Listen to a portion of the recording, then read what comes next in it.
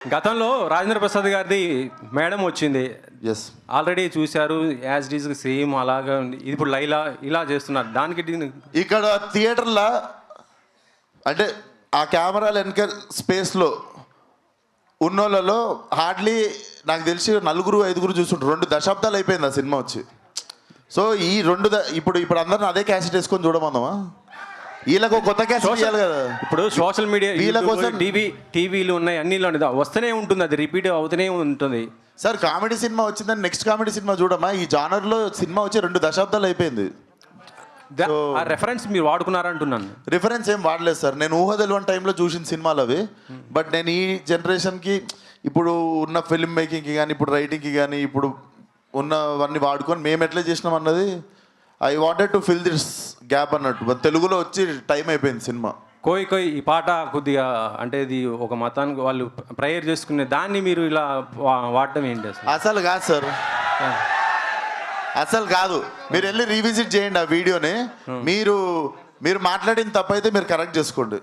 అది డెఫినెట్లీ ఒక సరదాగా మనిషి అండ్ మాకు డైరెక్ట్లీ ఆ మనిషితో మాట్లాడడం జరిగింది. ఆ మనిషి మాకు మీరు పెట్టుకున్నారు, గుర్తించారు, వీఆర్ వెరీ హ్యాపీ అని చెప్పి ఆ మనిషి మాతో మాట్లాడడం జరిగింది.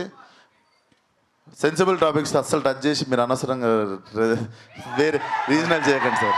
Okay, not right. ఎందుకంటే మనం రెస్పాన్సిబుల్గా ఉన్నామంటే మనం ఫస్ట్ ఆఫ్ ఆల్ ఒకటి బ్యాడ్ జరగడానికి మనము రీజన్ కాకుండా ఉండడమే పెద్ద హెల్ప్. ఆ హెల్ప్ చేయండి చాలు. మీరు మీ ఏ ఈవెంట్కైనా నందమూరి హీరోస్ని తీస్తుంటారు కదా, ఇదేంటి మరి సడన్గా బాస్ని పిలిచారు, నందమూరి కాంపౌండ్ నుంచి ఇటు వచ్చారు?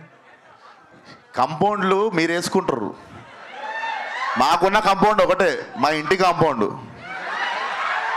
ఇక్కడ కాంపౌండ్ ఏం లేదు, ఇండస్ట్రీ అంతా ఒకటే. And boss is boss.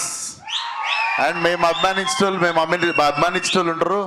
అట్లా ప్రతిసారి మా కోసం ఉన్న వాళ్ళని ఇబ్బంది పెట్టి మాటికి పిలవం కదా. అండ్ దీంట్లో మాకు ఫ్యూచర్ ప్రొడ్యూసర్ రిలేషన్ ఉండొచ్చు, మా రిలేషన్ ఉండొచ్చు. అండ్ మా నాన్నకి చిరంజీవి గారికి రాజకీయాల టైం నుండి పరిచయం ఉంది. సో ఆ టైంలో మా డాడీ ఎమ్మెల్యే కంటెస్టెంట్ మలక్పేటలో. He was always like well wisher since when I was kid. So రావడానికి 1000 కారణాలు ఉంటాయి. మీరేయకుండి కాంపౌండ్లు. ఆల్రెడీ అనవసరంగా లేని వాటికి అందరూ హేట్రేట్లు పెంచుకొని ఒకరినొకరు ఏవేవో అనుకుంటారు. మీరు ఇంకా ఇట్లాంటివి డైల్యూట్ చేయండి, కానీ మీరు వచ్చి మళ్ళీ ఇంకొకటి పెట్టకండి మొదల. This is very clean place. మా అందరం చాలా మంచి ఇంటెన్షన్తో ఒక సినిమాని ప్రమోట్ చేసుకోవడం కానీ ఫంక్షన్కి పిలవడం కానీ చాలా పెద్దరిగా చాలా మర్యాదతో మేము పిలుస్తాం. మీరు వచ్చి దాన్ని మెల్లగా దాంట్లో ఏం వేయకూడదు దాంట్లో అంతే. ఓకే, సరే.